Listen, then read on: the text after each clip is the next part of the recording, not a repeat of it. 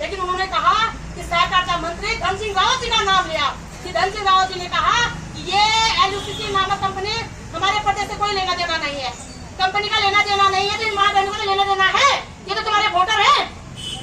ये कहाँ से आई है माँ बहन बेटियां? कल किस मुँह से हमारा धन सिंह भाई हमारे बीच आएगा? इससे बड़ा दुर्भाग्यपूर्ण क्या हो सकता है? और गाँव जाकर के धन सिंह रावत जी कह रहे बोला कि लोगों को समझाओ कि LUCC में हमारा कोई लेना देना नहीं है।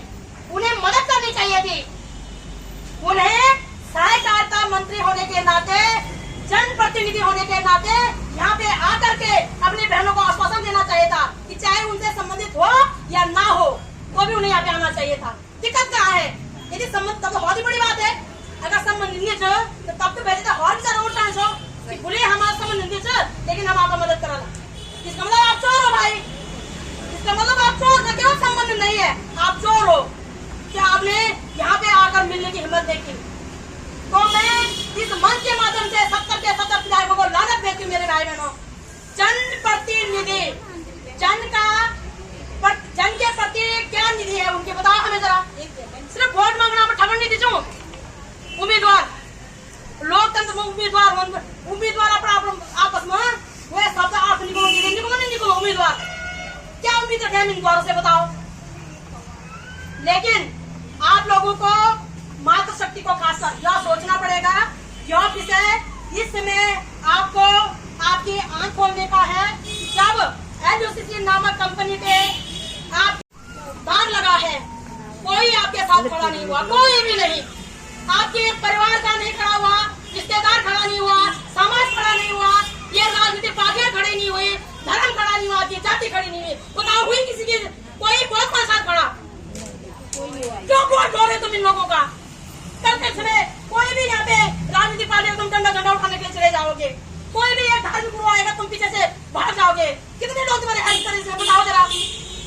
क्यों तुम्हें सदियों से वोट बनाया जा रहा है? मैं बहुत ही ज्यादा आक्रोशित हूँ मेरे भाई बहनों, पर आक्रोशित इसलिए नहीं हूँ कि चोरों ने डकैतों ने ठगी की, आक्रोशित इसलिए हूँ कि हमारे द्वारा चुनी गई सरकारों ने उन्हें NOC दी। आक्रोशित इसलिए हूँ कि इन लोगों ने हमारी हितों की रक्षा के वादा किया था, आज हमारे साथ कोई खड़े नहीं है। आक्रोशित इसलिए हूँ कि हमारे भाई, हमारे भाई जितने भी बैठे हुए हैं, रक्षाबंधन के दिन अपनी कलाई पे राखी बंधन मनाते हैं, आज कोई भाई हमारे साथ खड़ा नहीं है। आक्रोशित इसलिए हूँ कि हमारे पतिदेव संस्कारों के नाम पे हमारे सिंदूर में मांग भरते हैं, आज हमारे साथ कोई खड़ा नहीं है। आक्रोशित इसलिए हूँ कि हमारा मायका कहता है कि बेटी हमारी इज्जत रखना, हम उनकी इज्जत रखते हैं, आज हमारे साथ खड़े नहीं है। आक्रोशित इसलिए हूँ कि हमारे ससुर, हमारा ससुराल हमसे कहता है कि हमारे परिवार की लाज रखना, आज वो हमारे साथ खड़ा नहीं है। आक्रोशित इसलिए हूँ हमारा धर्म कहता है कि इस धार्मिक बहने हमारी लाज है, आज हमारा धर्म हमारे साथ खड़ा नहीं है। आक्रोशित इसलिए हूँ यह समाज कहता है कि महिलाएं समाज का आईना है, लेकिन आज समाज हमारे साथ खड़ा नहीं है। तो कौन हमारे साथ खड़ा है बताओ? कौन हमारे साथ खड़ा? ये सिस्टम हमारे साथ खड़ा नहीं है। मोटे अक्षर में लिखा जाता है बेटी बचाओ बेटी पढ़ाओ, महिलाओं का सम्मान करो। क्या ये सम्मान है? तुम वहाँ जाकर के महिलाओं को ठगने की नीति बना रहे हो और तुम कहते हो कि तुम महिलाओं का सम्मान करते हो? बाहर में जाओ तुम और तुम्हारा सम्मान। ऐसे झूठे जनप्रतिनिधियों के, ऐसे पाखंडी लोगों तो सब चीज बाहर में जाए जो माँ बहन बेटी के साथ खड़े नहीं हो सकते हैं। आज हमारी माँ बहन बेटियां सड़कों पे दर बदर भटकने के लिए मजबूर हो गई है, लेकिन आपको निराशा होने की आवश्यकता नहीं है। मैं स्पष्ट शब्दों में कह देना चाहती हूँ, गलती है कि आप लोगों ने अपना अस्तित्व नहीं पहचाना, ये गलती आप लोगों की है। और आप लोगों को अपना अस्तित्व आज पहचानना ही पड़ेगा। कोई अपनी माँ की कोख से न पद लाया, न कद लाया, न जाति लाया, न धर्म लाया, न पैसा लाया, न कुछ जमीन जायदाद कोई लाया, कोई ले दिया सामने होकर जरा कुछ है ना। जब नहीं लाया आपकी भी उतनी ही हिस्सेदारी है जितने पद करने बैठे लोगों की है, जो आपको समझना पड़ेगा। और आपको अब अपना अधिकार इनके हलक से खींच करके निकालना पड़ेगा। इनकी हिम्मत नहीं होनी चाहिए मातृशक्ति के ऊपर उंगली उठाने की भी। ये ठगना, ये बलात्कार, ये शोषण तो बहुत दूर की बात है, किसी की हिम्मत नहीं होनी चाहिए एक भी माँ बहन बेटी के ऊपर उंगली उठाने की भी। लेकिन ये तब होगा जब आप अपनी शक्ति को पहचानोगे, तब आपको अपनी शक्ति पहचाननी पड़ेगी। आपका पैसा सरकार को रहा, सरकार का बाप देगा। सरकार को पता होना चाहिए, सरकार को पता होना चाहिए कि आपके प्रदेश में कितने डकैत घूम रहे हैं। सरकार को पता होना चाहिए कि आपके प्रदेश की माँ बहन बेटी की स्थिति क्या है। सरकार को पता होना चाहिए कि आपके प्रदेश की बेरोजगार की स्थिति क्या है।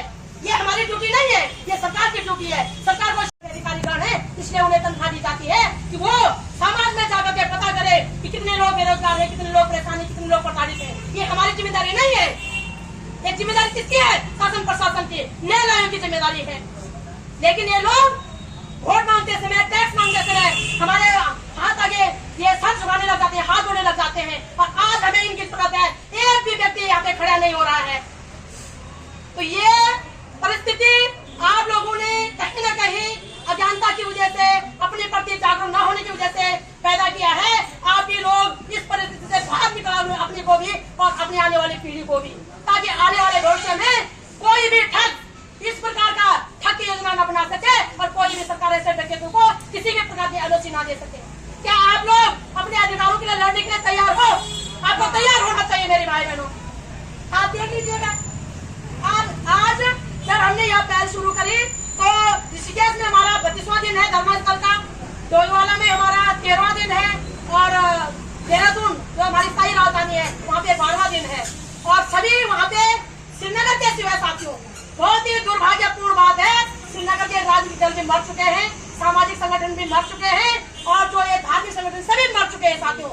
श्रीनगर के सिवाय सभी जगह लोग सब जगह आदमी खड़े हैं और श्रीनगर में कोई क्या बिगाड़ा? आपने श्रीनगर वासियों को बताओ जरा, क्या गुनाह किया आप लोगों ने? हम जो है तो नहीं कह रही, हमारे जो बोला है कि मतलब आप चरित्र हमने नहीं कह रहा, हम ना पीछे से बैठे हुए यहाँ पे गाली ग्रोथ नहीं कर रहे ना, लेकिन क्या बिगाड़ा? हम श्रीनगर वासी बताओ, शर्म आनी चाहिए श्रीनगर वासियों को। श्रीनगर वासी जो अपने माँ बहन बेटियों का यहाँ पे समर्थन नहीं दे रहे हैं, उल्टा कमेंट कर रहे हैं कि कमीशन खाए। तो क्या कमीशन खाए भाई?